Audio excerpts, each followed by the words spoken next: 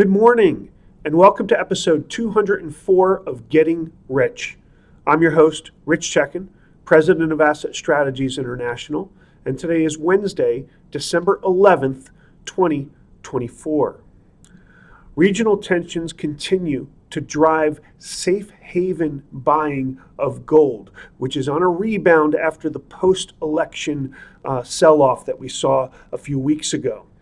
Part of that safe haven buying is due to the fact that China is once again flexing its muscles with military operations right in and around Taiwan, raising tensions in the area.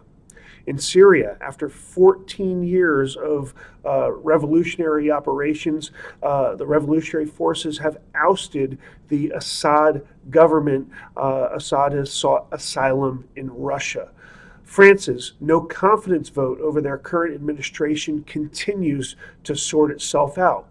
Meanwhile, China is once again buying gold. The last time they bought this year was in April. They're typically the world's number one buyer of precious metals, right there with India year after year, and they have been absent from the marketplace May through now. They are back in the market for gold. That's big news.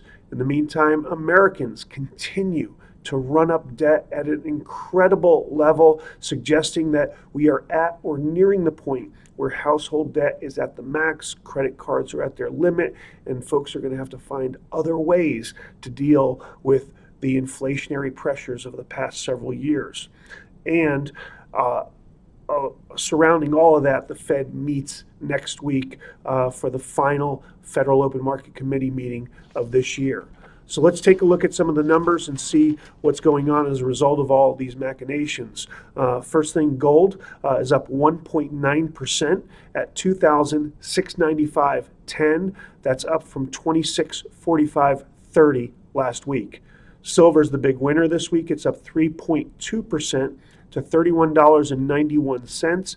It was $30.93 last week. Platinum is up $2 or 0.2% to $9.45 an ounce from $9.43 an ounce last week. Palladium is up 0.5% to $990 an ounce. It was $985 last week. And with silver outperforming gold, it's going to take a little bit less ounces of silver to buy 1 ounce of gold.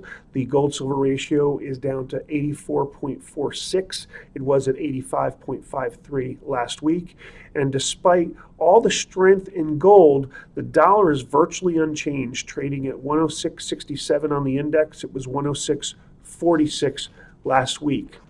So as we get ready for the Federal Open Market Committee meeting next week, the last one on Tuesday and Wednesday with an interest rate decision, most of the market believes that we are going to see an additional quarter-point rate cut. That's what the Fed has forecasted. That's what everybody anticipates. The data doesn't suggest that they should change their course given what they've been doing recently.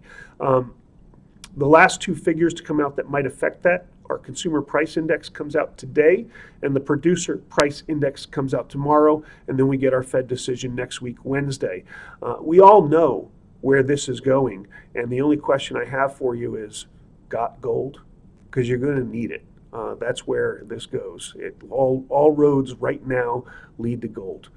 Well, as always, we'd like to have you subscribe to our YouTube channel. We thank you for watching and listening. Please like us, send us your comments and questions. Follow us on our twice weekly, always something interesting alerts and our social media platforms.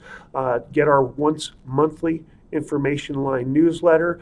And don't ever forget that in the end, getting rich starts with keeping what's yours. Now, I have one last thing to say. This Saturday, I'll be in Landover, Maryland at 3 p.m. To watch my Army Black Knights beat Navy. Go Army, beat Navy.